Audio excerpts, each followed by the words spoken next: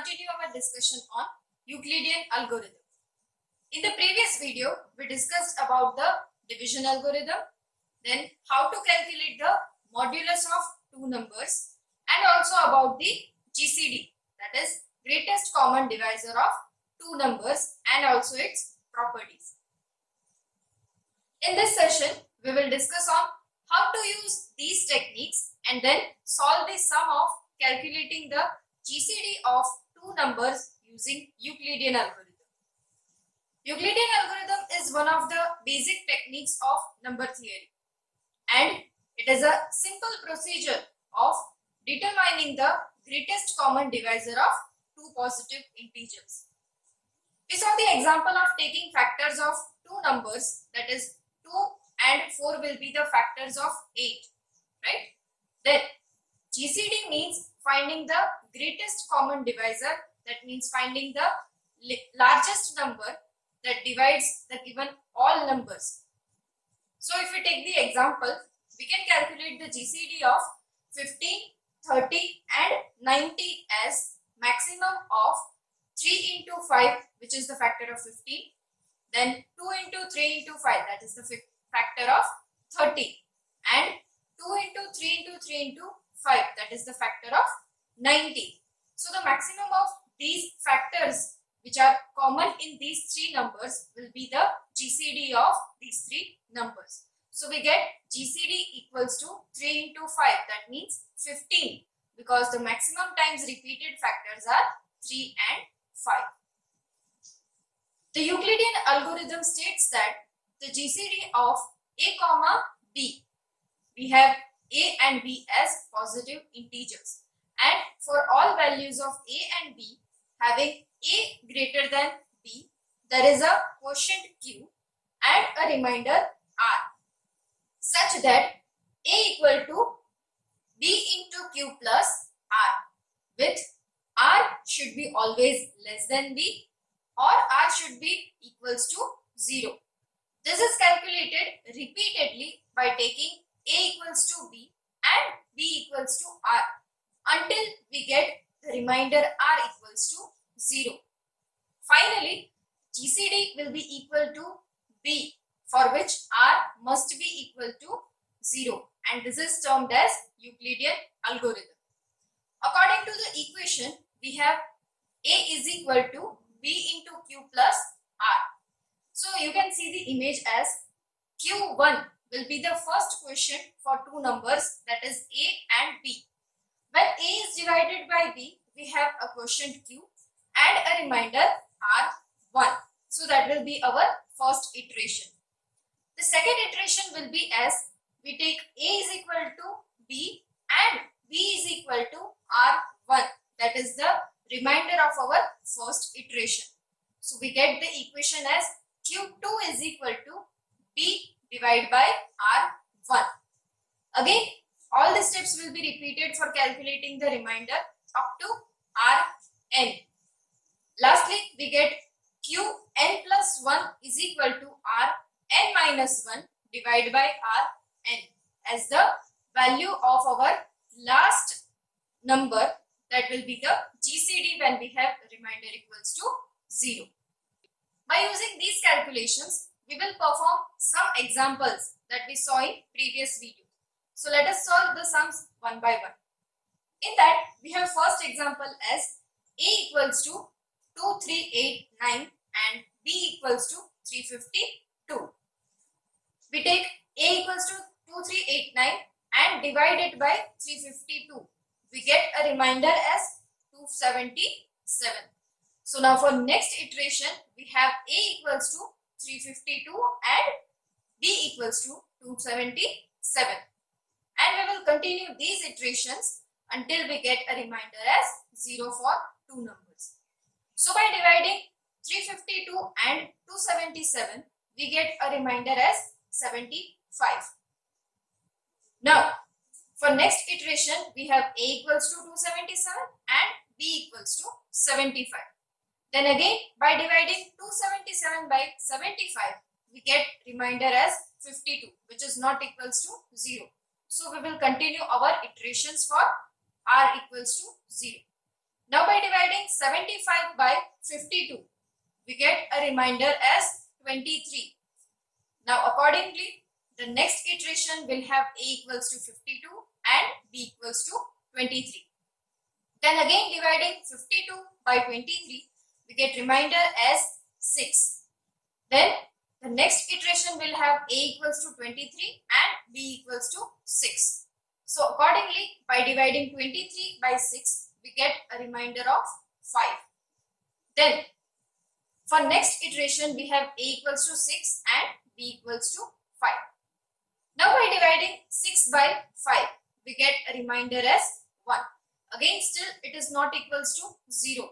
So we will continue the iteration and divide 5 by 1 because we have a equals to 5 and b equals to 1.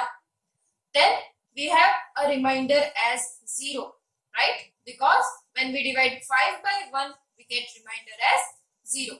So we will have the GCD of two numbers 2389 and 352 as 1. Because according to the Euclidean algorithm, the GCD of a comma b will be the value of b when the remainder is 0. So this was the first example. Next example is having a equals to 2567 and b equals to 346.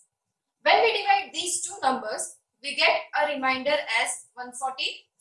We don't have the remainder equals to 0. So what we will do? We will calculate the iterations for r equals to 0. Now in next iteration we have a equals to 346 and b equals to 145, which gives remainder as 56. So now we have two numbers a equals to 145 and b equals to 56. If we divide these two numbers, what we get is a remainder of 33, right?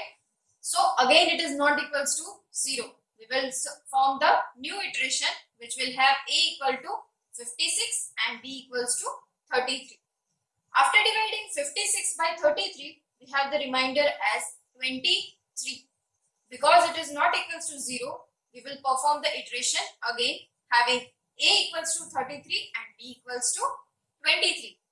After dividing 33 by 23, we have the remainder as 10.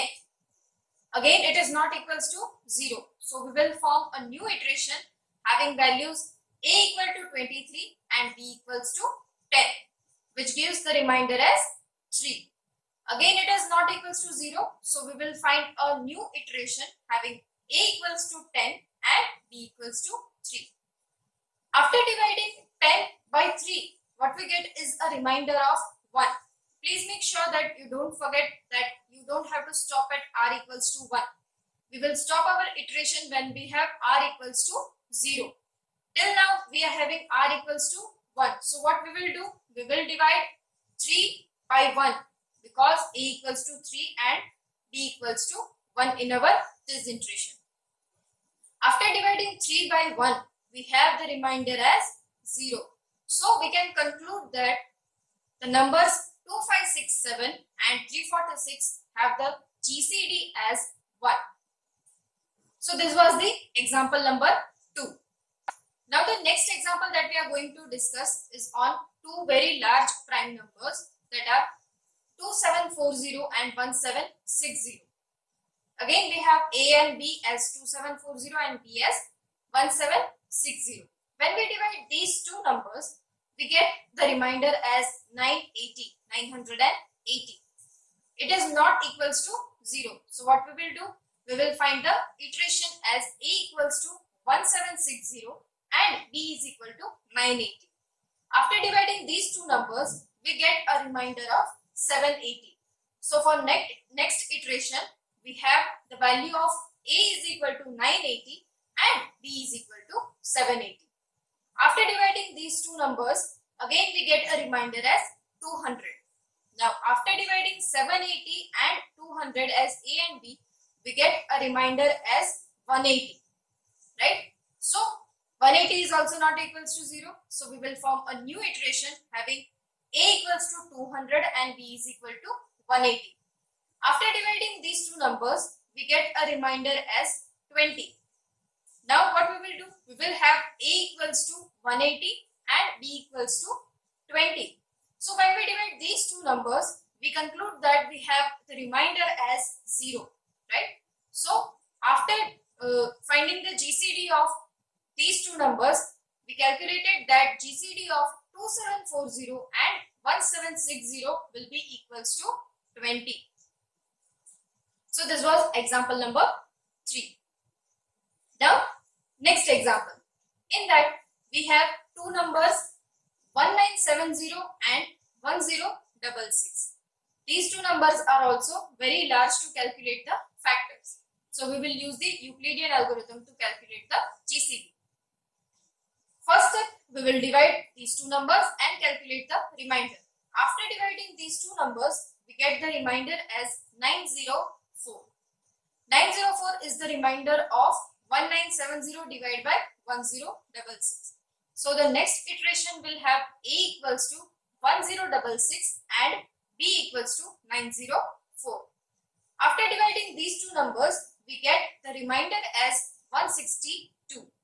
Now 162 is not equals to 0. So we will carry forward the iterations up to remainder equals to 0.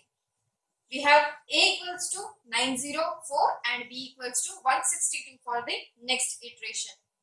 After dividing these two numbers, we get a remainder of 94. Again, we will do the next iteration for A equals to 162 and B equals to 94. Right? Now, after dividing 162 by 94, we have the remainder as 68. Now, 68 will be calculated in the next iteration as B. So, we have 94 as A and 68 as B. After dividing these two numbers, we get the remainder as 26. Again, we will found the new iteration having A equals to 68 and B equals to 26.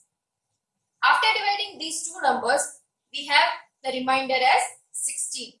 Now, we will calculate the new iteration having A equals to 26 and B equals to 16.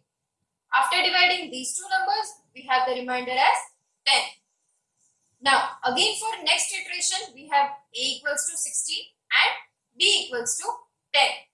When we divide these two numbers, we have the remainder as 6. Again, it is not equals to 0. So, we will have to carry forward their iterations. Calculating the division of 10 and 6 gives the remainder as 4.